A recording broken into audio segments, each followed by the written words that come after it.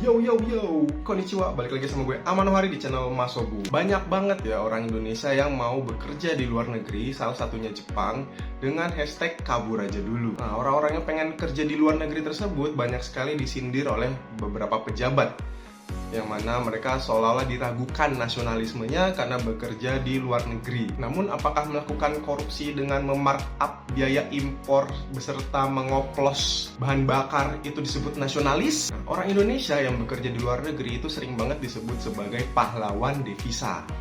Ya, kenapa pahlawan devisa? Ya karena mereka menjadi penyumbang devisa bagi negara Republik Indonesia. Karena kalau mau nyumbang korupsi mungkin tidak sanggup ya, apalagi sampai triliunan, ratusan triliun gitu ya. Kayaknya susah, makanya mendingan jadi pahlawan devisa aja lebih gampang. Tapi ada juga yang saya menyebutnya sebagai pengkhianat devisa. Kenapa saya sebut pengkhianat devisa? Karena gara-gara beberapa orang Indonesia menyebabkan banyak orang Indonesia yang jadi kesulitan untuk bisa mendapatkan pekerjaan di Jepang, khususnya bagi mereka yang mau bekerja dengan visa pemagang atau mungkin Tokuteigino gitu ya. Nah, para pengkhianat devisa negara ini ya disebut pengkhianat juga karena menurut saya sendiri mereka hanya memikirkan egonya mereka sendiri ya. Mereka memikirkan kalau mereka itu adalah main karakter di dunia ini. Main karakter sih main karakter, tapi main villain ya, bukan main karakter yang jadi pahlawan menyelamatkan dunia, tidak, main villain biasanya. Karena gara-gara mereka orang-orang jadi sulit. Jadi kronologinya mereka ini tuh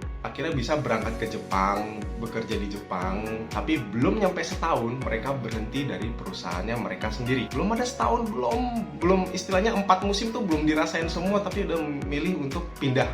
Entah pindah kerja atau bahkan pulang ke negara Indonesia, itu juga ada ya. Yang mana hal-hal tersebut juga akan menjadi penilaian bagi perusahaan-perusahaan Jepang.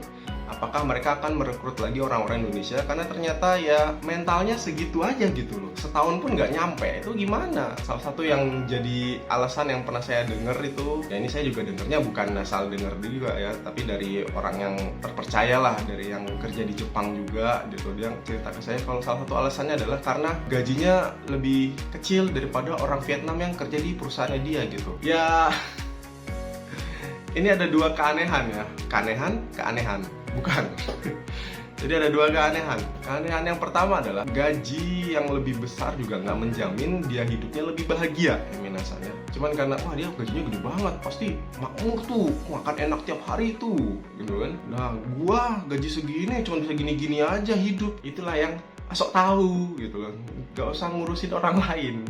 Orang nggak tahu kan, oke mungkin dia pendapatannya lebih besar, tapi ya gimana, apakah dia hidup untuk dirinya sendiri atau mesti bantuin keluarga, kan gak ada yang tahu. Sedangkan minasan dengan gaji segitu hidup cuma buat minasan doang, kurang makmur apa gitu kan. Asalkan ya jangan hidup boros juga harusnya sih cukup ya. Karena nggak mungkin sebuah perusahaan Jepang itu ngasih gaji dengan visa yang sama, transportasi yang sama gitu. Misalnya sama-sama naik kereta gitu kan, dan keretanya juga 2 atau 3 stasiun bareng gitu, sama-sama 2 stasiun 3 stasiun, itu harusnya gajinya itu pasti sama. Apalagi kalau misalnya jumlah lemburnya itu juga sama ya, misalnya sama-sama nggak lembur nih, udah gajinya segitu gitu loh. Nggak mungkin beda. Kalau misalnya beda, kalian bisa laporin ke Kemenakernya Jepang, atau minimal tanya dulu deh ke atasan minasan, kok dia gajinya lebih gede daripada saya gitu. Walaupun harusnya dikasih tahu juga sih kalau minasan sebaiknya jangan saling ngecek gaji gitu. Nah ngomongin ngecek gaji, keanehan yang kedua itu adalah ngapain kalian komparasi gaji minasan ke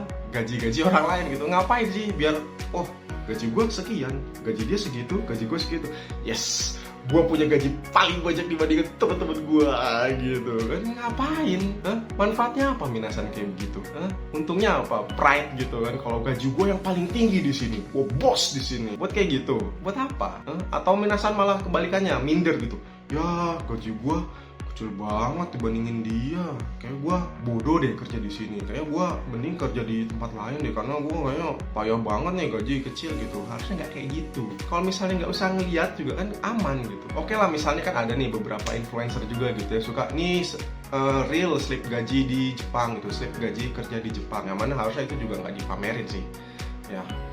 Maksudnya kalau emang mau ngajarin di Jepang itu gaji dan potongan-potongannya apa, iya. Tapi kan nggak usah dikasih lihat juga gitu, ngapain? Kalau mau kasih lihat boleh. Tapi angka-angkanya disensor aja, kenapa sih? Norak. Karena ya maksudnya gaji dia lebih gede pun ya kayak tadi saya bilang, belum tentu dia juga bisa ngirit dengan gaji yang dia dapetin. Belum tentu juga dia bisa memanfaatkan gajinya dengan benar lah. Kalau misalnya gaji lebih gede tapi sering dipakai buat judi, dipakai buat mabok gitu ya, lama-lama ya habis juga gitu. Mendingan Minasan yang gajinya mungkin nggak terlalu jauh berbeda, lebih sedikit kecil lah, tapi kan ya Minasan ngirit gitu kan, makan ya secukupnya, makan yang penting kenyang, jalan-jalan ya seadanya aja, sekapan aja misalnya pengen gitu kan. Kayak ngapain juga jalan-jalan tiap hari gitu kan, banyak capeknya doang. Wah karena di Jepang cuma berapa tahun doang nih, manfaatin semua ya terserah sih kalau misalnya mau kayak gitu. Cuman kan ya ujung-ujungnya itu semua nggak dibawa mati gitu ya. Minasan bawa mati kan ya amal ibadah Minasan gitu. Dengan Minasan mengurangi kepercayaan kepada orang Indonesia, apakah itu termasuk kebaikan? Yang jelas udah pasti bakal dicatat sama yang di atas. Nah makanya buat kalian nih yang udah kepikiran, gue setahun doang kerja di sini, atau bahkan gak nyampe setahun langsung pindah, berapa bulan langsung ganti aja, ngapain kerja di sini? Nah di sini gue bakal kasih tahu 4 alasan kenapa mending kalian bertahan sampai kontraknya habis ya. Paling enggak saya udah kasih tahu. Minasan mau nurut apa enggak terserah. Yang jelas pokoknya saya sebagai pengajar juga gitu, yang punya tanggung jawab juga, saya udah kasih tahu kalau kalian lebih memilih influencer atau siapapun orang di sana yang bilang ke Minasan kalau udahlah ganti aja, ngapain lama-lama di situ, nggak ada jenjang karir, nggak ada apa, gedean gaji kerja di sini tahu. Ya terserah. Cuman ini ada 4 alasannya. Silahkan kalian jadiin bahan pertimbangan sebelum berhenti. Yang pertama, ketika Minasan bertahan di satu perusahaan selama ya paling nggak 5 tahun mungkin ya kalau Tokutei Gino, jelas Minasan akan mendapat yang namanya peningkatan pendapatan ya. Gaji juga pasti perlahan-lahan naik gitu. Ya mungkin nggak setiap tahun naik 100.000 yen gitu, enggak gitu, tapi ya kenaikannya lumayan lah dibandingkan di suatu negara gitu kan. Gajinya naiknya seberapa, inflasinya naiknya semana gitu kan, BBM-nya semana naiknya gitu kan, dan segala macam bahan bakunya. Tapi kalau di Jepang tuh termasuk aman sih ya. Dari saya istilahnya 7 tahun gitu kerja di sana, nggak kerja sih, hidupnya di sana 7 tahun, kerjanya 3 tahun gitu kan, kerja full time ya, full time only-nya tuh 3 tahun, sisanya ya kuliah sambil kerja gitu ya. Kenaikan gajinya selama 3 tahun berturut-turut tuh ya cukup buat hidup. Belum lagi sama bonusnya ya, bonusnya juga. Kalau misalnya perusahaan Minasan ngasih bonus, mending jangan leave. Kenapa? Kalau misalnya pindah, anggaplah itu perusahaan juga ngasih bonus, keriset lagi bonusnya, mending stay di satu perusahaan sampai 5 tahun, nanti akumulasi bonusnya beserta gajinya itu lumayan banget. Udah gitu di Jepang kan cuti bisa ditabung loh Minasan ya. Jadi misalnya tahun ini Minasan cuma pakai jatah cuti 3 hari gitu dari 7 hari yang dikasih ya, ntar tahun depan dapat jatah cuti baru bisa ditabung itu ya. Jadi lebih tuh 7 hari lebih lagi kan dapatnya kan, terus Minasan tabung, Minasan akumulasi 5 tahun kerja, bisa sebulan lebih nggak ngapa-ngapain dapat duit Minasan ya. Kebayang nggak tuh? Bisa nggak di Indonesia kayak gitu ya? Alasan yang kedua adalah Minasan tidak perlu repot dengan biaya pindahan ya. Apalagi Minasan kalau misalnya pindah dari desa ke kota, udah gitu kotanya beda prefektur lagi kan, misalnya dari Osaka ke Kyoto lah minimal gitu, yang paling dekat gitu kan, itu aja udah lumayan biayanya. Apalagi pindah dari Osaka ke Tokyo, bukan Kyoto tapi Tokyo, itu udah kayak pindahan dari Jakarta ke Surabaya gitu kan, lumayan pakai biayanya. Itu baru biaya pindahan. Belum lagi sama biaya denda kalau Minasan tinggal di sana nggak nyampe durasi yang dijanjikan di awal gitu kan. Kan ada biasanya rata-rata tuh minimal setahun ya. Jadi kalau setahun Minasan memutuskan untuk pindah biasanya udah boleh. Terus Minasan mau pindah gitu, cari yang mungkin lebih murah, lebih dekat dari kantor, lebih dekat dari perkotaan mungkin, atau ke tempat yang strategis, ya itu bisa nggak didenda gitu. Tapi kalau sebelum itu dendanya tuh lumayan ya, bisa sampai 1 kali gajinya Minasan, segede itu memang. Ya, ini nih yang bakal mengurangi kepercayaan perusahaan Jepang untuk merekrut orang Indonesia. Jadi kurang-kurangin lah yang kayak gitu. Ngapain sih Jepang udah ngebantuin Minasan dengan memberikan pekerjaan yang lebih layak daripada kebanyakan pekerjaan yang ada di Indonesia. Minasan bisa ngirim lebih banyak daripada kebanyakan orang-orang di Indonesia.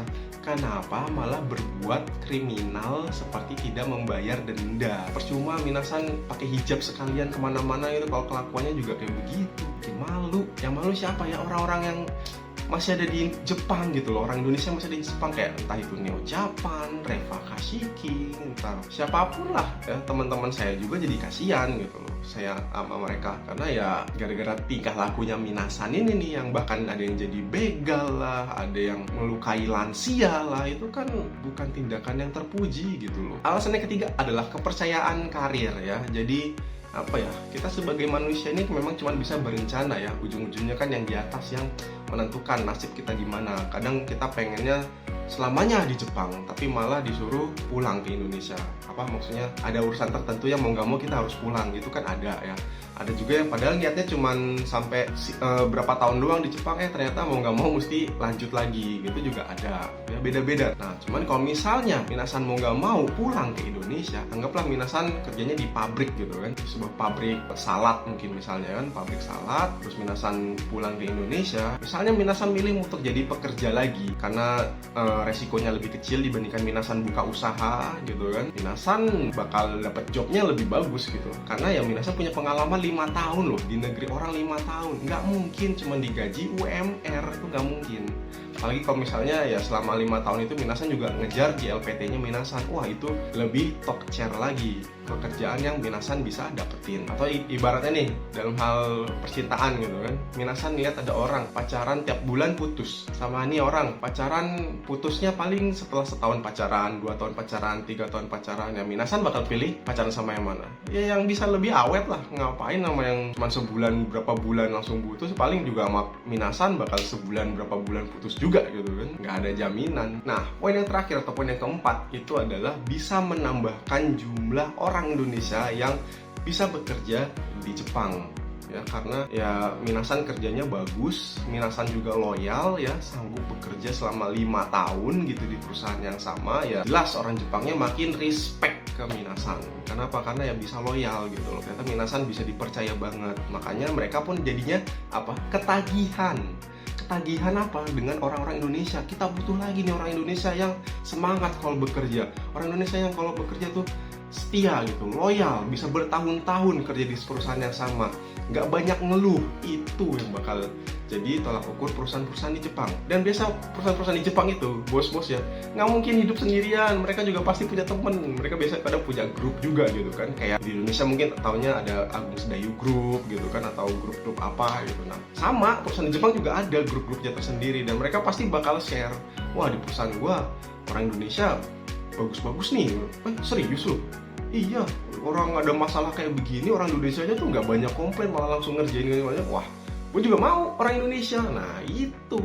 Tapi kalau misalnya Minasan kerja nggak nyampe setahun berhenti, terus yang satu lagi juga yang satu tempat kerja mutusin berhenti juga gitu kan, orang Jepang juga mikirnya, ini orang Indonesia kenapa sih ngombe-ngombe cupu-cupu gitu, mentalnya lemah gitu. Kan perusahaan yang lain juga begitu dengar cerita kayak gitu, ih gue juga jadi males, ngapain sama orang Indonesia.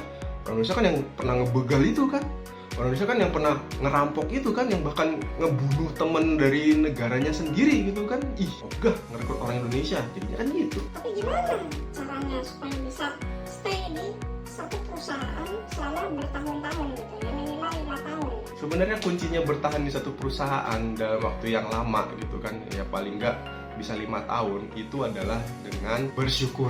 Udah bersyukur, itu aja kok kuncinya. Kenapa mesti bersyukur ya? Karena saya tahu ya ada beberapa siswa ya yang jumlahnya juga nggak sedikit, itu mereka padahal dari segi bahasa Jepang tuh mampu. Istilahnya saya ajak ngobrol kaiwa dengan bahasa Jepang pun mereka mampu. Tapi karena masalah penyakit akhirnya ya nggak bisa berangkat ke Jepang, karena Jepang menghindari beragam penyakit yang masuk ke negaranya mereka juga gitu kan. Jadi ya tentunya sebelum berangkat juga ada tes kesehatan ya, medical check up-nya, dan itu harus lolos. Kalau nggak lolos ya mereka dengan sangat berat hati harus menolak kepergian calon pekerja itu gitu, karena ya terkena penyakit, mereka nggak mau ngambil resiko. Nah padahal ada yang seperti itu, tapi Minasan bisa berangkat ke Jepang, kerja di Jepang, memilih untuk asal pindah padahal nggak nyampe setahun kerja di Jepang. Itu kurang kocak apa? Rasa bersyukurnya mana? Sampai ada juga yang bilang, soalnya kerja di desa itu tidak praktis, lebih enak kerja di kota. Apa-apa ada kayak di desa banyak gak adanya. Lah kalau misalnya kayak gitu mah dari awal kamu tolak, kerjaannya lokasinya tuh ada di pedesaan, jangan malah diterima. Iya bisa kan yang dosa siapa gitu lah. Jadi kuncinya tuh cuma satu, bersyukur aja udah. Jangan, ya maksudnya boleh minasan punya impian, wah gue harus bisa punya pendapatan lebih lagi gitu misalnya, oh gue pengen lebih berkembang lagi, itu nggak masalah. Cuman maksudnya lihat peraturannya dulu deh, lihat peraturannya juga, apakah ketika minasan memutuskan untuk berhenti nanti itu akan menguntungkan minasan, terus kerugiannya minasan itu apa dipertimbangin. Jangan cuma mikir enaknya doang, wah gajinya lebih gede gitu, wah perusahaannya lebih deket sama kota gitu. Jangan ya, perhatiin juga kerugiannya tuh apa aja itu. Minasan sanggup nggak? Jangan asal mikir wah kan gajinya di sana lebih gede, pasti bisa lah ke koper cepet lah balik modalnya.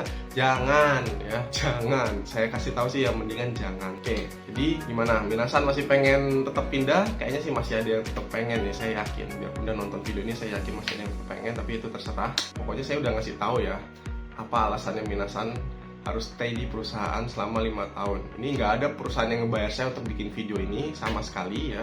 Toh saya juga YouTuber apaan, 100.000 subscriber aja nggak ada gitu kan. Paling nggak dilihat juga sama perusahaan-perusahaan seperti itu. Cuma saya ngasih tahu aja. Dan ya balik lagi ke minasan. Kalau memang nggak percaya silahkan. Kita lihat 5 tahun lagi setelah video ini saya upload. 5 tahun lagi minasan. Lihat teman-teman minasan yang stay di satu perusahaan sampai 5 tahun sama yang belum ada setahun pindah, itu nasibnya kayak gimana. Silahkan dilihat aja, dicek aja. Mudah-mudahan nanti minasan nggak punya banyak iwake. Oh ya jelas lah, dia mau begini, dia mau begitu ya. Kita lihat aja. Kalau ujung-ujungnya minasan bakal pakai iwake ya serah sih. Nanti juga minasan yang akan terima buahnya sih. Saya mau udah ngasih tahu ya. Nanti endingnya kayak gimana itu pilihannya minasan, dan tanggung jawab juga minasan. Ya, saya udah ngasih tahu. Jadi sampai ketemu lagi. Jane.